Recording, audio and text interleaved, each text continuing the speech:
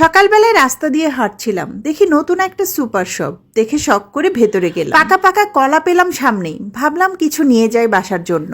ভেতরে গিয়ে বললাম কলা দেন। বললো সরি স্যার, আপনি কাইন্ডলি ওই কাউন্টারে যান, এগুলো ডিসপ্লের জন্য রাখা আছে। ওহ সরি, ওকে ওকে। ভেতরে গিয়ে এক আপুকে বললাম, আপু কলা দিন তো এক হালি। উনি বললো একটু অপেক্ষা করেন স্যার। ভদ্র নারী গেলেন হাতের গ্লাভস পরতে, গ্লাভস পরে এসে বললেন স্যার একটু সময় দিন, এখনই দিচ্ছি। এবার গেলেন একটা ছুরি আনতে, ছুরি এনে কলার ছড়ি নামিয়ে বারবার পরীক্ষা করতে লাগলেন ঠিক কোন পাশ দিয়ে কাটবেন। মিনিট দুয়েক গবেষণা শেষে 4টা কলা আলাদা করার চেষ্টা করছেন। আস্তে আস্তে যেভাবে মুরগি জবাই দেয় সেভাবে বারবার ছুরি চালাচ্ছেন। আমি ভাবলাম আজকে বুঝি কলাকেই জবাই দেওয়া হচ্ছে। জোরে জোরে আল্লাহু আকবার পড়া শুরু করলাম। মিনিট দুয়েক পড়েই যাচ্ছি, উনার কলা জবাই আর শেষও হচ্ছে না। আরেকজনকে ডেকে আনলেন, উনিও হাতে গ্লাভস পরে 2-3 বার ছুরি চালিয়ে এক থোকার কলার কাঁদি থেকে 4টা কলা আলাদা করলেন। কলা আলাদা করার পরে তার মুখে যেন বিজয়ের হাসি। 1953 সালে বিশ্বের প্রথম ব্যক্তি মাউন্ট এভারেস্ট জয় করেও হয়তোবা এত আনন্দ পায়নি। দ্বিতীয় নারী কলা 4টা আলাদা করে যে আনন্দ পেল। আমি কলা 4টা হাতে নিতে চাইলাম, বললেন সরি স্যার, কাইন্ডলি একটা ট্রলি নিন।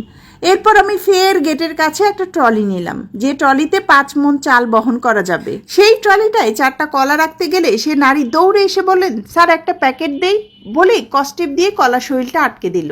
কস্টেপে মোড়ানো দেখে মনে হলো কলাগুলো যেন দৌড়ে পালাতে না পারে, সেজন্য এই ব্যবস্থা। একজন আসামিকেও মনে হয় পুলিশ এত টাইট করে বাঁধে না, যত টাইট করে এই কলাগুলো বাঁধা হয়েছে। আমি 4টা আসামি, 4টা কলা ট্রাকের সমান ট্রলিতে নিয়ে বিল দিতে গেলাম। একজন এসে বলল স্যার সিরিয়াল ব্রেক করা যাবে না, সামনে তাকাই দেখেন 15 জন কাস্টমার লাইনে আছে। 20 মিনিট ধরে লাইনে দাঁড়িয়ে থাকার পরে আমার সিরিয়াল এলো। কলার গায়ে বারকোড মেশিনটা ধরলো, পিক করে একটা আওয়াজ হলো। ঠিক তখনই বিল নেওয়ার লোকটা বলে উঠলো স্যার একটু ওয়েট করুন, সফটওয়্যারে আমাদের কলার দাম আপডেট দেওয়া নেই। বললাম আরে ভাই 40 টাকা হালির কলা কিনতে এসে এত কিছু, টাকা রাখুন তো পরে আপডেট করেন। সরি স্যার, আপডেট না হওয়া পর্যন্ত বিল নেওয়া যাবে না। এরপর আর ধৈর্য রাখতে পারলাম না, 4টা কলা ট্রলিতে রেখে বের হয়ে এলাম। পেছন থেকে সেলস গার্ল ডাকছে